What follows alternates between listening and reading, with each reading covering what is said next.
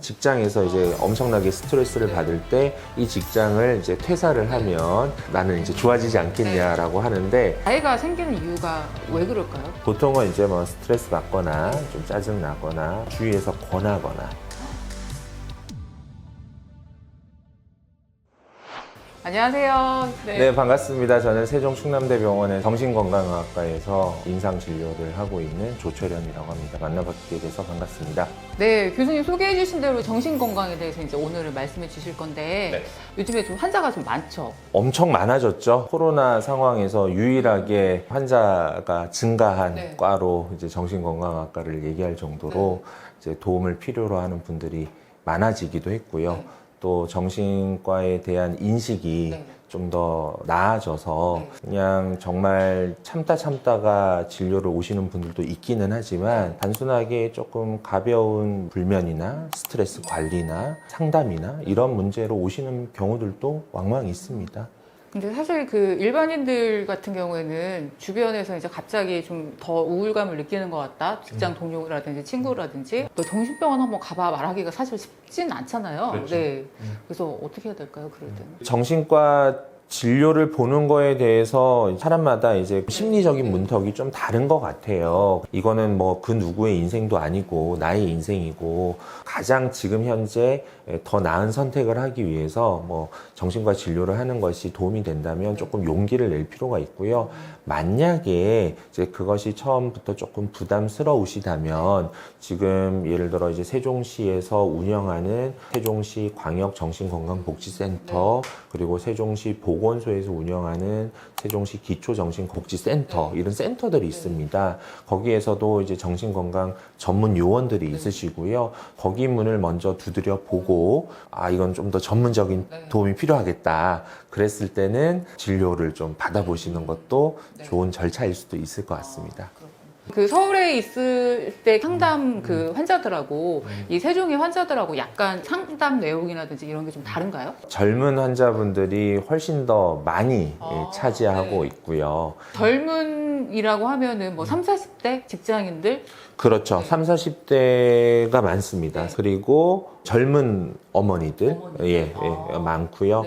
세종시의 특징이기도 하죠. 이제 다 근래에 이사를 오신 분들이죠. 그러니까 이제 외부에서 다 유입되신 분들. 그래서 크고 작은 적응의 이슈를 가지고 계신 분들이 뭐 많다라고 생각을 하시면 될 것 같습니다. 적응이 어려우신 분들이 많으시다고 하셨는데 이제 실제로 이렇게 상담 과정에서 그런 분들이 어떤 식으로 이렇게 오셔가지고 상담을 하세요? 뭐 우울감이나 불안감, 잠 잘 못 잔다 이렇게 오시는데 이제 얘기를 나눠보면 외지에서 사시다가 이제 이쪽으로 오시게 됐고 여기에서 뭐 거의 몇 개월이 지났는데도 아는 사람 한 명도 아는 사람이 없이 지내는 거예요. 하루 종일 한마디도 하지 않은 채 막 지내고 이제 참다가 이제 힘들어져가지고 이제 오시는 그런 경우들이 많이 있고요. 사실은 그 문제는 개인에게 모든 것을 해결하라고 하기도 좀 조심스러운 면이 있습니다. 결국은 한 배를 탄 그 가장 기본 그룹 가족이지 않겠습니까? 파트너 같이 얘기하면서 일단은 하나하나 풀어가는 수밖에 없을 것 같아요. 가지고 있는 이 리소스를 가지고 뭐 해결을 해나가는 거라서 케이스 바이 케이스로 이제 상담을 통해서 해결해 나가야죠. 뭐 적응을 못한다고 해서 다시 적응할 수 있는 곳으로 가세요 라든지 다시 돌아가야 될까요? 물어보는 경우들이 있는데 사실은 그런 류의 질문을 하는 경우는 이제 직장에서의 이슈입니다. 직장에서 이제 엄청나게 스트레스를 받을 때 이 직장을 이제 퇴사를 하면 나는 이제 좋아지지 않겠냐라고 하는데 제가 이제 팔로우업을 해봤을 때는 퇴직한다고 다 좋아지진 않더라고요. 이 문제 때문에 생겼다고 해서 이 문제를 벗어난다고 해서 이게 해결된다라는 것은 너무나도 이게 기계적인 생각인 거죠. 그 간절함은 제가 이해는 되지만 우리 마음이 그렇게 단순하지 않습니다. 1차적인 예. 연예인들 병이 이제 공황장애로 많이 알려졌는데 요즘에 그 일반인들도 갑자기 이제 공황장애를 호소하는 사람들이 많더라고요.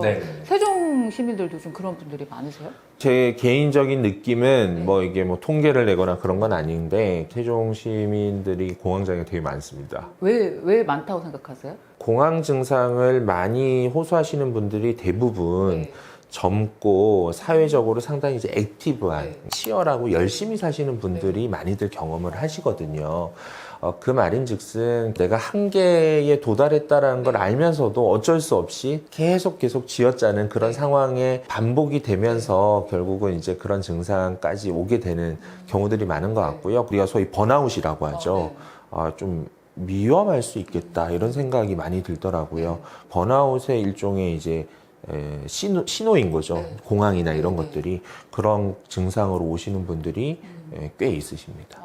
근데 이제 번아웃이라서 좀 시세하지만 이것도 이제 고기도 먹어본 사람이 먹어볼 줄 안다고. 네. 저는 보통 이제 쇼핑을 하거나 먹거나 네. 뭐 이제 이런 식으로 하는데 네. 어떻게 쉬는 게 잘 쉬는 걸까요? 쉬는 거는 이제 딱 그 정답이 없다라고 네. 말씀을 드려요. 그러니까 그렇지만 내가 어떤 성향이냐, 나는 어떤 것과 잘 맞느냐, 이걸 잘 아는 게 중요한 것 같아요. 그래야지 쉴 때도 나랑 핏이 맞게 잘 쉬는 거고 좀 효과적으로 또 리프레시를 해서 일할 때 좀 제대로 일하고 그럴 수 있는 것 같거든요. 이 신도심만의 어떤 정신의학적인 어떤 상담 특징 같은 게 또 있나요? 어떤가요? 학령 인구가 엄청 많죠. 그냥 지나가 보시면 사람이 없어요. 세종시가. 근데 등하굣길에 보시면 갑자기 사람이 엄청 많이 나오거든요. 이 세종시가 상당히 이제 특징적인 겁니다. 그러니까 이제 그만큼 좋은 것도 있고 그만큼 힘든 것도 있어요. 그래서 그 부분도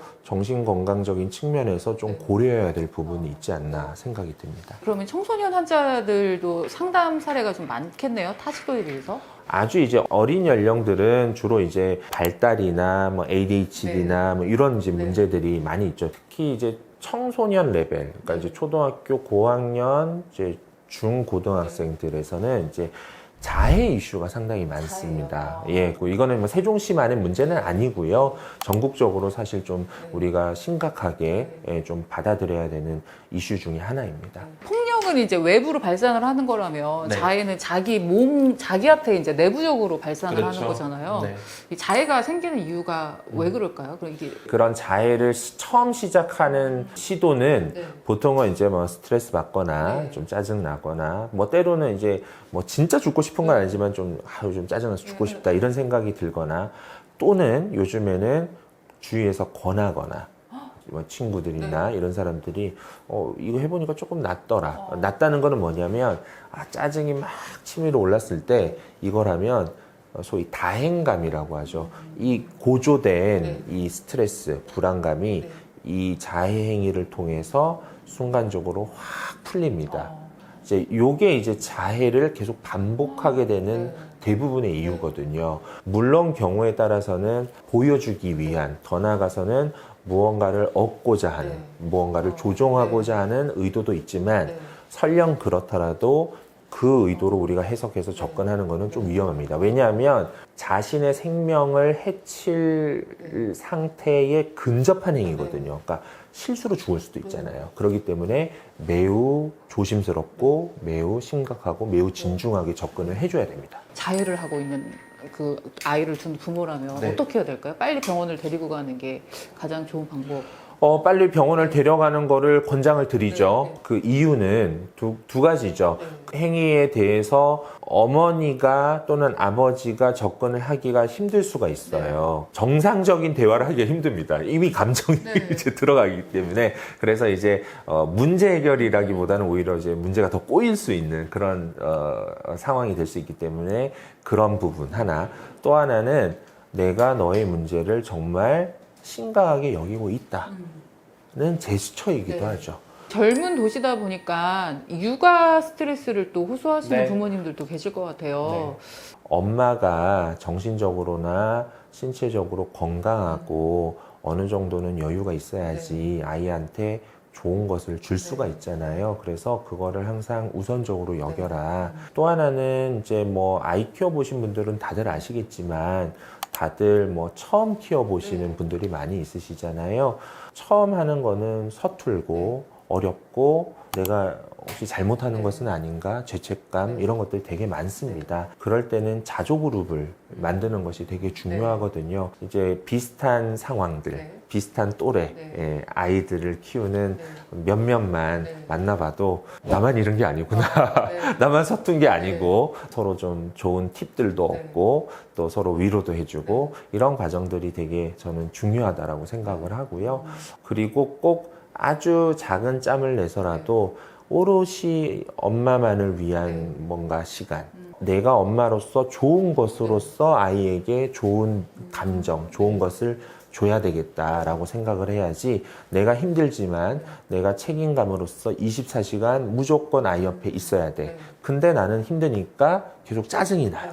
별로 좋은 건 아니거든요. 그래서 이제 그걸 좀 지혜롭게 좀 잘 하셨으면 하는 것을 좀 많이 말씀을 드리고요. 이런 스트레스라든지 어떤 정신건강 같은 것들을 좀 약간 해소하기 위해서 그 의사 선생님으로서 세종에서 필요한 어떤 시설이 있었으면 좋겠다라든지 사실 이제 그 연령대에 따라서 좀 다른 것 같고 성향에 따라서 좀 다를 것 같아요. 뭐가 만들어지는 것 자체도 뭐 중요하지만 이게 운영이 가능해야 되는 문제라서 저는 세종이 가지고 있는 리소스, 세종의 인구 구성과 세종의 독특한 어떤 구조, 이 구조가 누릴 수 있는 어떤 재미의 요소들을 좀 발굴해내야 되지 않을까 싶어요. 이제 10년 됐으니까 오히려 세종 하면 딱 뭔가 떠오르는 좀 독특성, 그런 문화 이런 것들을 이제는 좀 고민을 해야 되는 시점이 아닐까 이런 생각이 들거든요. 상담이라든지 진료를 지금 고민하고 있지만 또 사실 용기가 없어서 선뜻 방문하지 못하시는 분들도 많을 것 같은데